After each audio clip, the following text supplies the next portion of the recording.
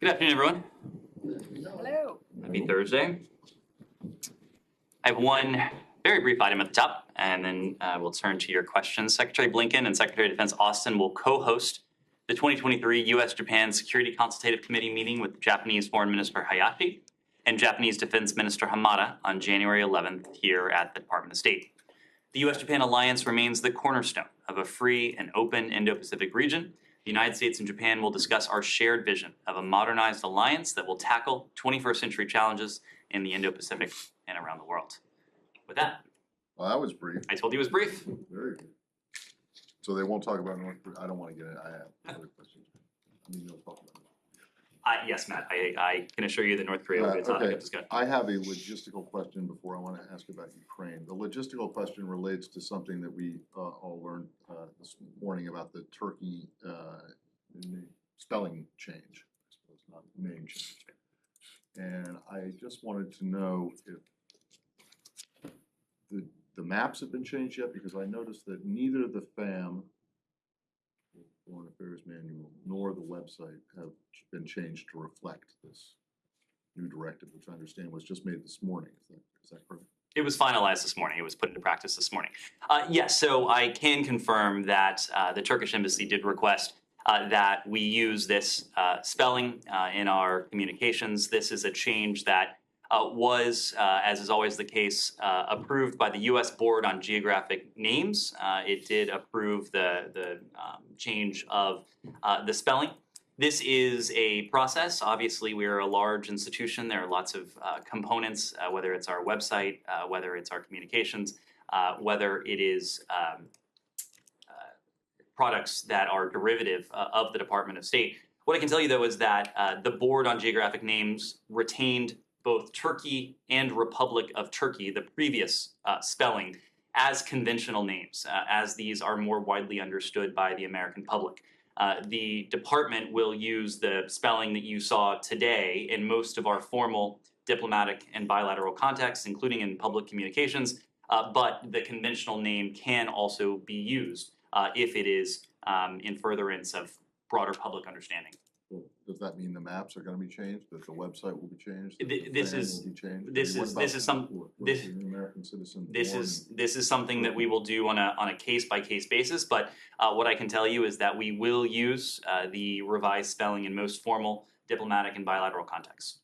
So there isn't any like system-wide scrubbing of every document that has been created since the end of the Ottoman Empire, since the creation of modern Turkey. This is a process. The process started in earnest today. But again, we're a large institution. There's not a control F function for the entire Department of State. But we will work on that going forward. So that is something that you intend to do, to gradually change or revise. Where appropriate. Again, because the Board on Geographic Names did retain the option for the previous spelling, the Republic of Turkey and Turkey, to be applicable when it is in furtherance of broader public understanding. Okay.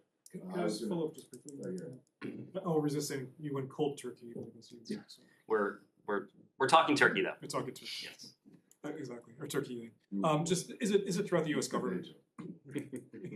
Is it throughout the U.S. government or just the State Department? Today's change pertained to the Department of State, as I think many of you have noticed. Other departments and agencies have already adopted this new spelling. Well, I was going to ask about Ukraine, but I'll let that person thing went on a bit too long, so I'll defer to others. About Ukraine? I mean, Sure, yeah. The president already spoke to this, I realize, but maybe you have a more formal response on the ceasefire that was announced by President Putin. Does the United States have a reaction to this? Could it be a good thing in some ways, or are you skeptical about things? Well, this is really a better question for President Zelensky, and that's because, of course, it was Russia that invaded his country, that invaded Ukraine. But I can offer our perspective on this. From our perspective, there is one word that best describes that, and it's cynical.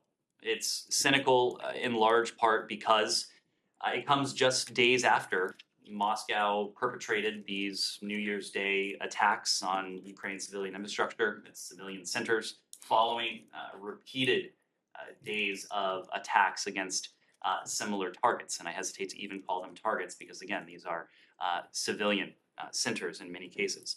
So as you can tell, we have little faith in the intentions behind this announcement. Our concern, it's a concern that you heard from Secretary Blinken in his end-of-year press conference a couple of weeks ago, is that the Russians would seek to use any temporary pause in fighting to rest, to refit, to regroup, and ultimately to reattack. And so in that sense, it can't be considered a ceasefire if the intent is to train their fire with even more vengeance, with even more ferocity, with even more lethality against the people of Ukraine. If Russia were truly serious about peace, about ending this war, it would withdraw its forces from the sovereign territory of Ukraine. That is what constitutes an end to this war. It is what we have called on Russia to do. It is what Ukrainians have called on Russia to do. It is what much of the world has called on Russia to do. Ned, but couldn't this be taken at face value that they're actually celebrating Christmas? I mean, I remember I'm the Vietnam War generation, and we used to have Christmas truce. Saeed, I think we know better than to take anything we see or hear from Russia at face value. Unfortunately, they have given us no reason to take anything that they offer at face value. You recall the process we went through in the days and weeks leading up to February 24th, when the decision seems to have been preordained that President Putin would go in to Ukraine with the brutality that we have since seen over the course of the past 11 months. At every juncture in this war, they have given us no reason to give them even a single shred of doubt. Were they to change that, of course we would welcome that. It's just not something we've seen. Andrew? Do you have concerns that this is going to be a propaganda benefit to Vladimir Putin? It is, of course, possible that in addition to the practical impact of this, the ability of his forces to refit, to regroup, to rest, and ultimately to reattack, that President Putin seeks to fool the world in a new and different way, that he seeks to divide public opinion, to perhaps induce the rest of the world into thinking that perhaps there's a reason to give them a shred of doubt. But there is not. When we've seen previous announced ceasefires in the past, of course, especially in the early days of this war, we heard these announcements. They were heralded by the Kremlin. They were followed by brutal strikes in places like Mariupol against fleeing civilians. Whether this so-called ceasefire over the Orthodox Christmas will hold, that, of course, is a question that only Russia knows the answer to at this point. But to us, this does not appear to be a change in the tide of the war. It does not appear to be a strategic change in Russia's plan or its approach. It appears to be a bid to continue to do what it has inflicted upon the Ukrainian people for nearly a year now, as it seeks to rest, refit, regroup, and ultimately reattack. And have you seen any sign of willingness by Russia, back channel or otherwise, to negotiate, to sit down diplomatically? We have not. May I follow up on this one? When the president said he thinks that Putin was trying to find some oxygen, can you help us unpack that? Did the president mean sort of an off-ramp or rest area for Putin? Do you think Putin is trying to manipulate the West, assuming that we have been playing to his games? When we announced, telegraph what we were not going to do until now. Repeat the last part of the question. The West has been trying to basically announce, telegraphing what it was not going to do, like not sending some certain weapons. Do you think Putin believes that he still can manipulate the West by sending out messages? Well, if he believes that, he would be mistaken. And Alex, I would disagree with the premise of your question. In fact, we have told President Putin exactly what we would do at every step of the way. Prior to February 24th, we made no secret of the fact that we would do three primary things. We would provide a massive amount of security assistance to our Ukrainian partners. We have made good on that, more than $20 billion to date in security assistance alone, in addition to more than $10 billion in economic assistance, humanitarian assistance as well. We made very clear that we would hold Moscow to account with fighting sanctions, export controls, other financial and economic measures. We have made good on that. We've also said that we would shore up the NATO alliance and that we would ensure that the NATO alliance is prepared to defend itself, including on its eastern flank. And we have made good on that. The alliance is now stronger. It is more purposeful. It is more prepared than it has been since the end of the Cold War. So we have essentially telegraphed exactly what we would do for President Putin if he's under the misimpression that we are not a coalition, that we're not an alliance, that we're not an international community of our word. We are going to disabuse him of that. And how do you want us to read the president's statement that he thinks Putin is trying to find some oxygen? What does that mean? It means precisely what I said, that we believe this is a cynical ploy so that the Russians can use a bit of time, whether it is a couple days or however long it ends up being, to rest, to refit, to regroup, and ultimately to reattack.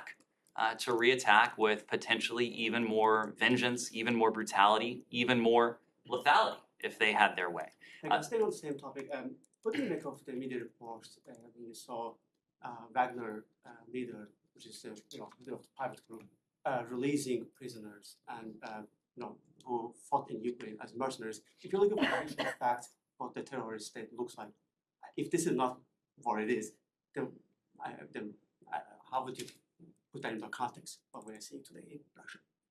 We would see it as just a barbaric tactic, seeking out convicts, in many cases individuals who had been convicted of violent crimes, promising them freedom if they were to fight, and in many cases likely die on the front lines as well. There may be anecdotal examples, as you're alluding to, of individuals purportedly completing their service and receiving the pardons that they were promised. But this is a tactic that the world has condemned. It's a tactic that is extra legal. Human rights groups have been vocally critical of it for that reason as well. But it's also a tactic that will be ineffective.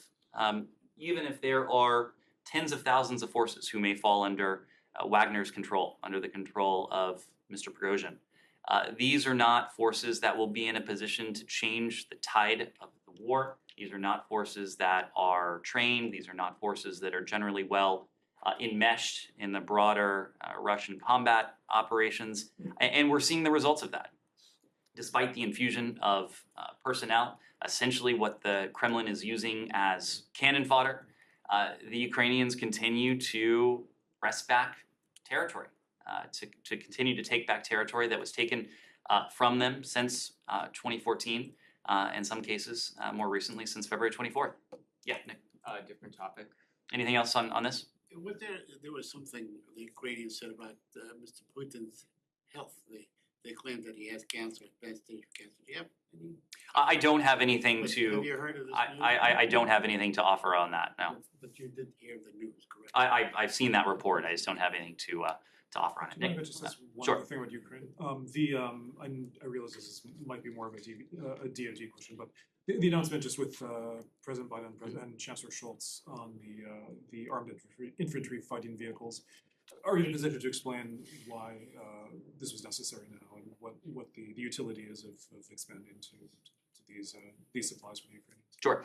Sean, every decision we make when it comes to security assistance that we're providing to Ukraine is predicated on discussions we're having directly with our Ukrainian partners regarding their needs, what they need to defend themselves, based in large part on where the battle is now. And so when the battle was urban, nearly hand-to-hand combat in the earliest hours of this, for the Battle of Kyiv, we provided a certain type of assistance. As the battle was moving to the east, to the south, to the north, we have, in the months since, provided different types of assistance. Now that we are seeing fronts emerge and intensify in various parts, including in the Donbass, where fighting has been intense, where fighting may well continue to be intense, there are certain systems, including these fighting vehicles that the Ukrainians have requested and that we deem are appropriate to provide. I expect you'll hear more details from us over the course of the next 24 hours or so about a broader package of security assistance. We have, as you know, the ability to continue providing Ukraine with security assistance through Presidential Drawdown Authority and through other programs, including the USAI, Ukraine Security Assistance Initiative that DoD administers, in large part because of the generosity of the American people and the emergency funding that Congress passed at the end of last year. Nick. From a State Department perspective, are there any national security or foreign policy concerns over not having a House Speaker? This is obviously something that we're watching, as are many Americans. It is something that I know members of, or I should say members-elect of the House have spoken to. But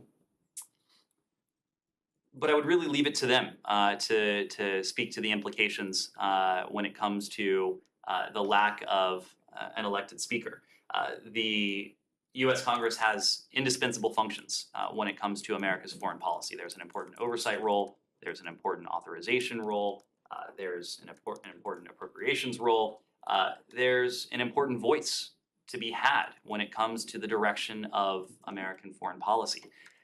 Since his earliest hours on the job, Secretary Blinken has prioritized deep and iterative engagement with Congress. I think you all heard that, at least by our accounting, we set a record last year in terms of the number of engagements we had with Congress, briefings, hearings, calls, letters, responses.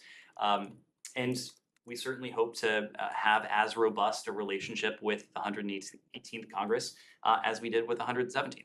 Andrew. Follow up on that. The other day, the meeting in the SCIF with the Joint Chiefs Chairman had to be canceled with several House members from key committees. And the reason is that they do not have security clearances because their clearances do not ride over from one Congress to the next. They have to be sworn in and be members of relevant committees to have those clearances, unlike members of the executive branch, for instance, or others. So there can't be any briefings on Ukraine or anything else. This was a briefing on the Indo-Pacific.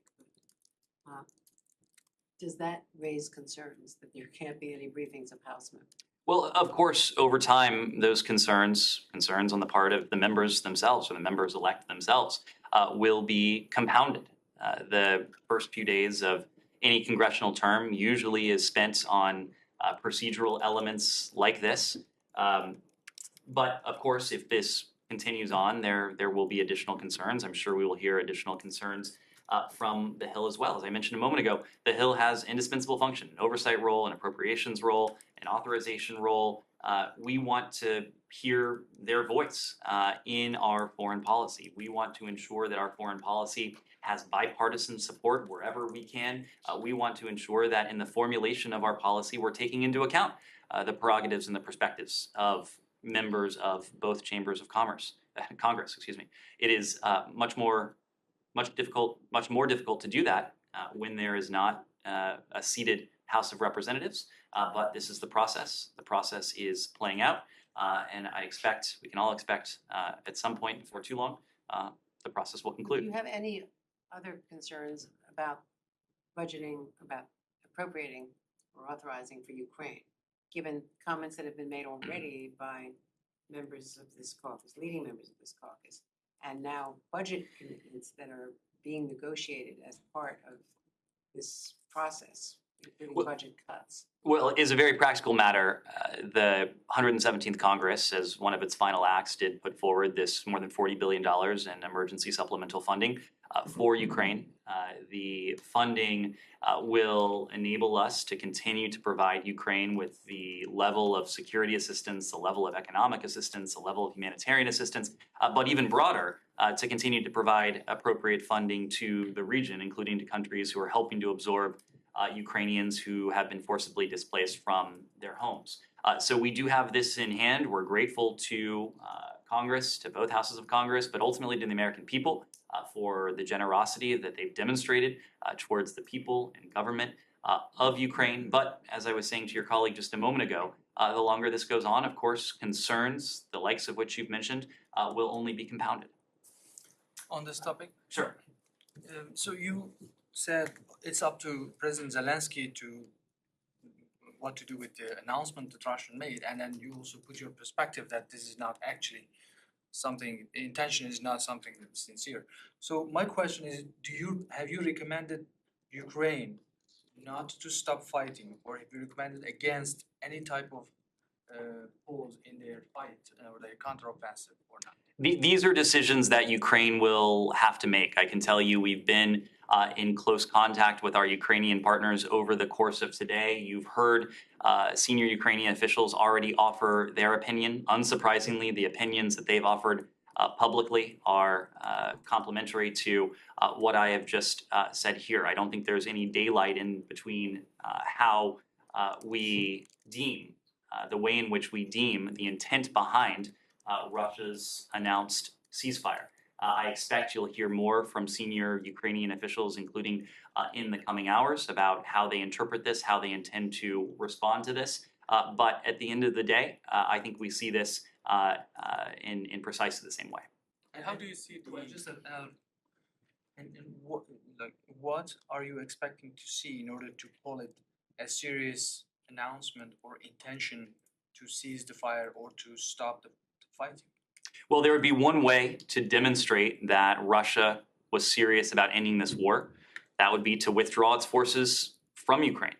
Short of that, there are other ways to demonstrate that Russia is perhaps serious about peace, or as part of the process, serious about dialogue and diplomacy in getting towards that ultimate peace. We haven't seen anything yet to indicate that Russia is serious. In fact, at every juncture, we've seen quite the opposite. The most jarring example, and I've gone back to this a few times already, is the split screen we saw between President Zelensky when he was offering his vision for a just peace to the assembled leaders of the G20 last November in Bali, while within Ukraine, on the other side of the screen, we saw images of missiles and bombs and carnage raining down on the people of Ukraine.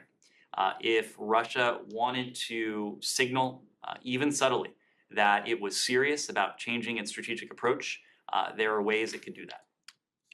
How do you see the role of the Turkish president in all of this? He made calls today with Russian counterpart and also with President Zelensky.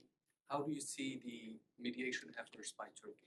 Well, we greatly appreciate the constructive role that Turkey has played in trying to bring about an end to this barbaric war. We appreciate Turkey's steadfast commitment to Ukraine's territorial integrity and its efforts to foster dialogue between Ukraine and Russia. Of course, it is President Putin that will need to heed calls from President Erdogan and numerous other counterparts around the world to end this senseless war. We've said time and again, and this gets back to your colleague's question, that actions ultimately will speak louder than words. We're going to judge what Russia does based on its actions. No one wants this war to end more than the Ukrainians. And the fact is that Russia remains the sole obstacle to peace in Ukraine. And President Putin, time and again, has demonstrated that he has absolutely no meaningful intent in genuine diplomacy. Just clarify, what side do you think is Turkey really on? Turkey has been a constructive player in this. It has been a constructive player in attempting to foster dialogue, meaningful diplomacy. Separate and apart from President Erdogan's recent calls, discussions with President Putin and President Zelensky of Ukraine, of course, we can go back to over the summer when Turkey was a driving force, along with the UN Secretary General, for the renewal, first of all, the creation and ultimately the renewal of the Black Sea Grain Initiative. Without the role that Turkey played, that mechanism may not have been renewed. And as a result, it's a mechanism that has provided tons of grain to, in many cases, the world's neediest. Throughout this conflict, Turkey has attempted to use its relations with Ukraine and with Russia, in addition to its positioning as a member of NATO and its good relations with the international community, to further the prospects for peace. Ultimately, it is not a failure on the part of Ankara. It is the unwillingness on the part of Moscow to heed Turkey's calls, to heed the calls of the broader international community. Yeah. On Mexico, do you have a comment on Mexico's arrest of the drug cartel leader, Ovidio Guzman, son of El Chapo Guzman, since he had a US bounty on his head? And it seems timely since President Biden announced new border security measures today, and also the fentanyl crisis in the US. Was there any US role in that arrest to speak of? So I can't speak to it. I've seen the reports, but I would need to refer you to Mexican authorities to speak to those specific reports. We, of course, have been closely following the violence in parts of Mexico, namely in Sinaloa, over the past few days. There's been reports of gunfire, roadblocks, and fires throughout the cities of Culiacan, Los Mochis, Guasave in Sinaloa, Mexico. Our embassy in Mexico City published an alert to U.S. citizens today advising that the Sinaloan governor has called for the public to shelter in place. We have advised U.S. citizens in Sinaloa to remain alert for potential violence throughout the state. And again, we reiterate our travel warning. Travel to Sinaloa remains at level 4. We advise Americans not to travel to Sinaloa as a result. For those Americans who are in Sinaloa, we strongly encourage them to monitor local news, to follow emergency instructions provided by local authorities, and to enroll in our STEP program, the Smart Traveler Enrollment Program, on our website. On Asia? Sure. South China Sea, different subject. Do you have anything on Bongbong Marcos' visit to Beijing and the joint statement between China and the Philippines? How does the United States assess the tone and the contents of this joint statement? Well, we would refer you to our allies in the Philippines to speak to the joint statement. Of course, we are aware of it. What I can say generally is that much of what we've heard from President Marcos and his administration in the aftermath of the visit to the PRC is consistent with our approach to the PRC. We've heard from President Marcos an emphasis on maintaining dialogue with the PRC and ensuring there are channels for communication between his country and the PRC. That, of course, is something we have sought to do in our bilateral relationship as well. We've heard an emphasis from President Marcos on finding and deepening potential areas of collaboration between the Philippines and the PRC. That is something that we have sought to do as well, knowing that the rest of the world expects the United States and the PRC to manage the relationship responsibly, to work together constructively where we can, knowing that this is a relationship between our two countries that is predicated at core by competition. But when it comes to the relationship between the Philippines and the PRC, we would have to refer you to the Philippines. On Tuesday, you expressed the U.S. concern over the ongoing artificial island buildups in the South China Sea. Is this something among the agenda when Secretary Blinken goes to China this year?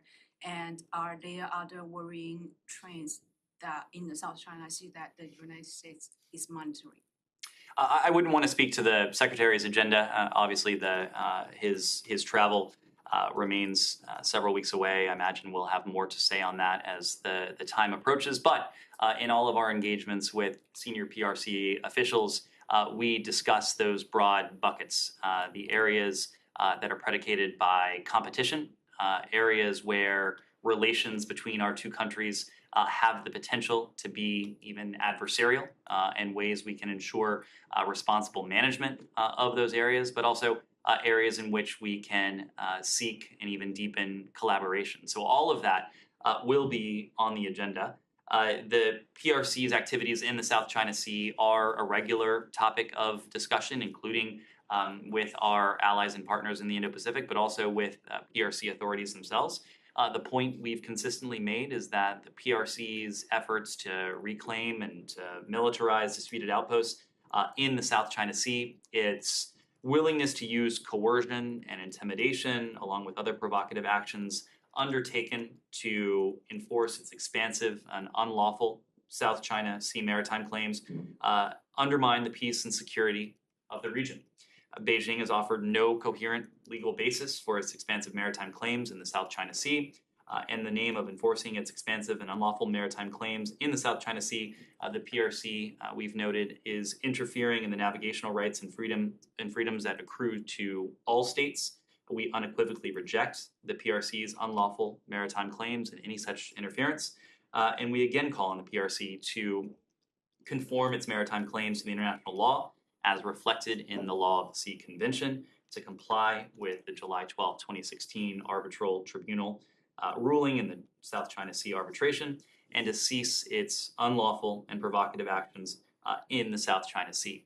This is not an effort that we are undertaking ourselves. This is something that we coordinate very closely on with our allies and partners, including with ASEAN, with institutions like in the context of the East Asia Summit, and on a bilateral basis with our allies and partners to preserve the rules-based maritime order.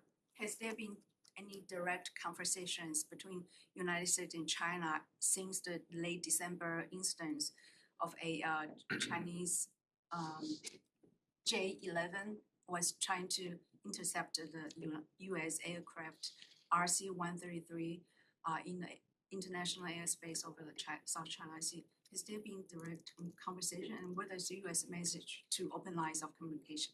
I understand the Department of Defense has spoken to this, so I would need to refer you to the Department of Defense. They, of course, have their own channels with the PRC, including channels that are geared towards deconfliction. So I need to refer you to the Department of Defense site. Thank you, Nick. On the Palestinian-Israeli issue, according to Axios, the Israeli Security Cabinet discussed today possible sanctions against the Palestinian Authority over its push at the UN for referring the issue of the Israeli occupation to the International Court of Justice. Do you have a position on this? I mean, would you support their sanctions? I know you oppose Palestinian efforts at the International Court of Justice, so how would you stand on this issue? The underlying issue, Saeed, is one that we have spoken to, our deep disappointment with the Palestinian-led initiative to request the ICJ advisory opinion against Israel. We have said this before on a number of occasions. Unfortunately, we've had repeated occasion to say this, that these efforts are unproductive, will only take the parties further away from the objective of a negotiated two-state solution to the Israeli-Palestinian conflict. We continue to believe that international efforts are best focused today on de-escalating tensions and pressing all parties to refrain from unilateral actions that threaten stability and undermine conditions for direct future negotiations between the parties. And related, in about 10 to 15 minutes, a UN Security Council session will begin. The Palestinians will talk about what happened, maybe the provocative visit of Ben Rafir. I know, as we said yesterday, that your position is you don't want any change in the status quo and so on. But what will you say at the session itself? Do you have any idea? We will be represented, as we typically are at this session, by our ambassador to the UN, Linda Thomas-Greenfield. She'll have an opportunity to speak to the underlying issue. And as I said yesterday, I expect what you hear from Ambassador Thomas-Greenfield will be consistent with what you've heard from me and others over the past couple days. And that is the fact that we stand firmly for the preservation of the historic status quo with respect to the holy sites in Jerusalem. And we oppose any unilateral actions that undercut the historic status quo, unilateral actions that, in our view, are unacceptable. Yes, Ben. If I could just follow up on the U.S.-Japan 2+2 meeting next week. Sure. Could you share what the U.S. is hoping to achieve during those meetings, and will the Secretary be discussing his upcoming trip to China with the Foreign Minister? We'll have more on this when, as the timing for the 2+2 approaches, but this is an annual opportunity for the our counterparts from our treaty ally to convene to speak to the broad set of interests that we have, diplomatic, political, economic, security, defense, and the broader set of regional interests as well. Of course, our bilateral relationship with Japan is the cornerstone of a free and open Indo-Pacific, so we'll have an opportunity to go beyond that bilateral relationship and to speak to some of the challenges and opportunities to that shared vision of a free and open Indo-Pacific region. I would expect that there will be discussion of the challenges that are presented by the PRC. As we've had occasion to say, even in recent days, our approach to the PRC is in many ways rests on alignment with allies and partners around the world. And of course, that includes our allies in the Indo-Pacific. We face a threat and a series of challenges from the DPRK that will, of course, be on the agenda as well, including especially as the DPRK has accelerated its provocations, may have plans for additional provocations in the days and weeks ahead. So it will be a full agenda. It will be a very full day, but we'll have more to say as the ministerial approaches. Just quickly following up, last month Japan announced their new security strategy. They also announced an increase in their defense budget. So do you anticipate those will have any effect as far as will the U.S. be seeking to discuss any new roles that Japan might play in the alliance?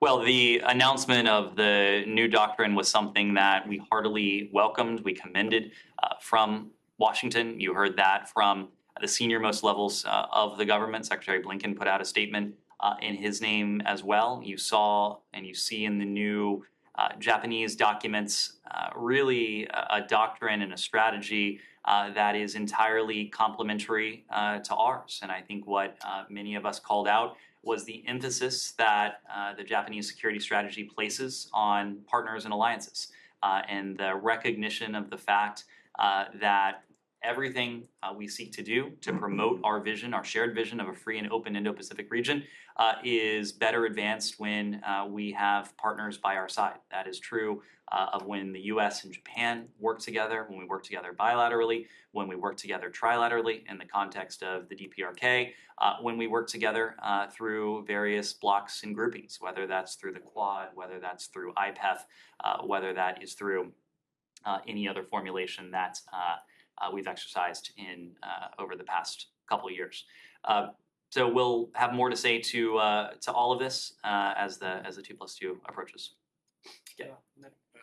Thank you. Turkish President Recep Tayyip Erdogan said today that he may meet the Syrian President Bashar al-Assad as part of a new peace process. That statement came after high-level meetings between Syrian and Turkish officials last week in Moscow. Do you have any position about the possibility of a meeting, one-to-one meeting between Erdogan and Assad? Well, we've seen reports of potential meetings, whether it's a bilateral meeting, whether it is a trilateral discussion involving Russia as well. Our policy has not changed. We will not normalize, and we do not support other countries normalizing relations with the Assad regime. We've not seen that this regime in Damascus has done anything that would merit normalization or improved relations with partners in other countries around the world. As the Syrian people continue to suffer through nearly 12 years of war, our support for a Syrian-led political solution in line with UN Security Council Resolution 2254 remains firm, and anyone engaging with the regime should ask how that engagement is benefiting the Syrian people and contributing to the fulfillment of UN Security Council Resolution 2254. We'll continue to work with allies, with partners in the UN to ensure a durable political solution, to do everything we can to help bring it about. Yeah. Yeah, question related to China and COVID-19. Earlier this week, there were more internal communications from Twitter released. They showed that an office in the State Department, the Global Engagement Center, was flagging accounts and posts on social media as foreign disinformation, asking them for them to be removed, that speculated about China and the origins of COVID and it coming from Wuhan, the Chinese government covering up what happened. Do you still consider that to be disinformation? And is that office or any other office in the State Department still working with social media companies to flag and move information? So, Dylan, I can't speak to the authenticity of the documents that were published as part of this Twitter thread, but I will say that I just want to correct the mischaracterization. The purported Twitter email you cite clearly states that the GEC provided a list of Twitter accounts with link to Russian sources of propaganda for Twitter's situational awareness, and there was no action request that the GEC purportedly made of Twitter in that email. You can find online the GEC's reports and fact sheets that are being referenced in this case, but the broader point is that the GEC does not attempt to moderate content on social media platforms. Its role is to identify foreign disinformation narratives, trends, and techniques that are aimed at undercutting U.S. national interests. The GEC coordinates with other U.S. federal agencies and our international allies on global efforts to address such disinformation, and ultimately it publishes its findings. And in this case, you can read for yourself those findings on its website. What reason would the GEC have to be contacting Twitter repeatedly, flagging certain posts, certain accounts, if not to be encouraging them? And they weren't just contacting them just to let them know for no reason. What reason would it be other than to have content moderation? Well, this goes back to the GEC's role, and its very role is to identify those disinformation narratives. Sometimes those disinformation narratives live and potentially even thrive on social media platforms, including U.S. social media platforms. Social media platforms have their own terms of service. Social media companies want to be in a position to enforce their own terms of service. It's not up for us to decide what a company must or should do. But when we see something that may have a foreign disinformation nexus aimed at undermining U.S. national interests, it would be negligent not to flag that for a social media platform and to allow them to then determine whether, pursuant to their own terms of service, any action should or should not be taken. Is that foreign disinformation, though, to speculate about China and the origin of COVID? Because the GEC said it was at the time. So you can take a look at the report. What the report notes is the notion that these narratives were being pushed by elements of the Kremlin, of the Russian Federation. Disinformation that has a foreign government or foreign nexus is of concern to the GEC, but more broadly, it's of concern to the United States when the intent is to undermine U.S. national interests. Anything else? One more from Ukraine, please. Okay.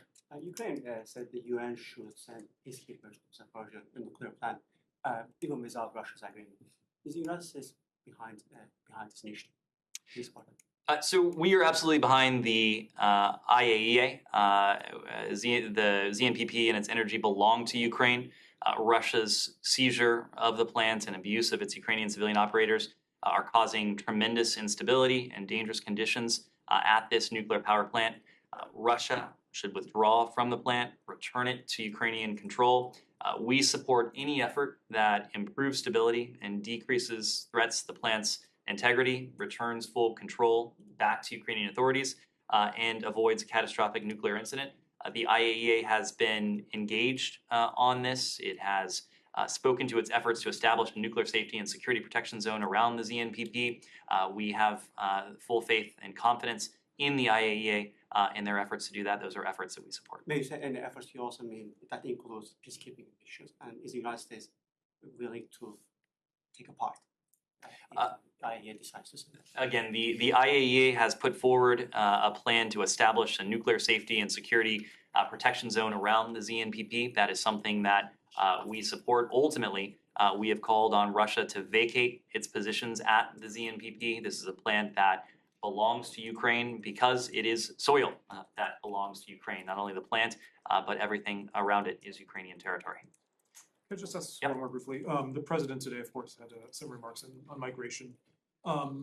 Haiti is impacted, Haitians are impacted by this. Are we getting closer to having a protection force, some sort of force for Haiti? So this is something that we're continuing to discuss with partners around the world. Secretary Blinken, as I was coming down, was on the phone with his Canadian counterpart, Foreign Minister Joly, to discuss Haiti among other issues.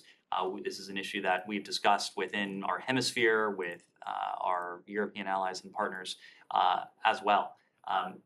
Our efforts are pursuant to the request from senior Haitian authorities, both political and security officials within the Haitian government. They're pursuant to a request from the OAS. They're pursuant to a request from the highest levels of the UN as well. So we are continuing to consult with partners to determine how best we can fulfill the requests on the part of Haitian authorities, also on the part of other international stakeholders, but these are conversations that are ongoing. In the meantime, we've provided much needed security assistance to the Haitian National Police. Our partners have done that as well. I expect you'll hear about additional provision of support to Haitian authorities in the coming days. Thanks, everyone.